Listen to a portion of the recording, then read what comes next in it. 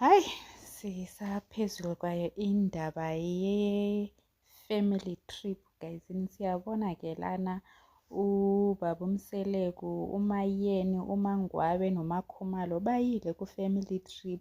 Hey, hayi shem, uyabona ukuthi the absence of uMacele it is actually a great impact to these three women. Like ba-happy, bayahleka njengathi nje awukaze uqatshwane Nkosi yami.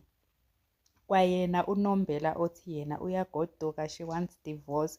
Kwayena uMakhumalo naye othi hayi, but then uMakhumalo vele she has never said anything about saying goodbye kuMusa Mseleku. We can see lana they are busy molding clay, and are they not being on their naughtiest behavior? Guyzini, naba bantu baba spontaneous with molding clay. uNombela said ukubana she is molding the very same induku yokwenda abantwana, and uyasho again ukubana this is how they demonstrate when they are teaching people how to engage in protective activities guyzini. uMayeni yena naye uyasho ukubana hayi, njengendoda phela enenkomo zakhe kwamele ibe nokhamba lapho eyabe phuzela utshwala, baze bayasho bathi hayi, ukhamba nalu nensimbi yokwenza kwayona ingane naye. Like they are having so much fun. You can see how they all enlightened.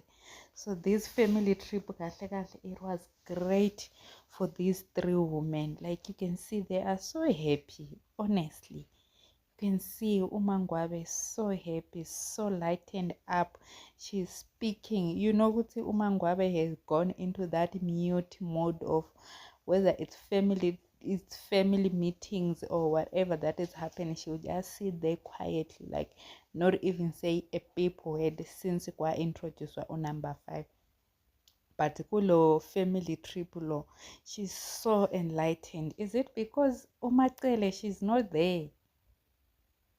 Kanene ingxaki apha ubani? So there is that thing, really. There is that tension of uMacele trying to control all their wives. Nabo nje they start feeling like ukubana when this woman is here, we can't even fully have peace. Naba Nkosi yami bajabulile, uMakhumalo uhappy, uMayeni uhappy. uMangwabe, she's so lightened up, ubusy lapho, she's molding things. Ubaba uMseleku uze uyasho ukuthi hayi, ubusy lana, ubusy ubumbana ngale nsimbi yokwenza abantwana, yet the real one you don't want it. Oh, how cute. How cute.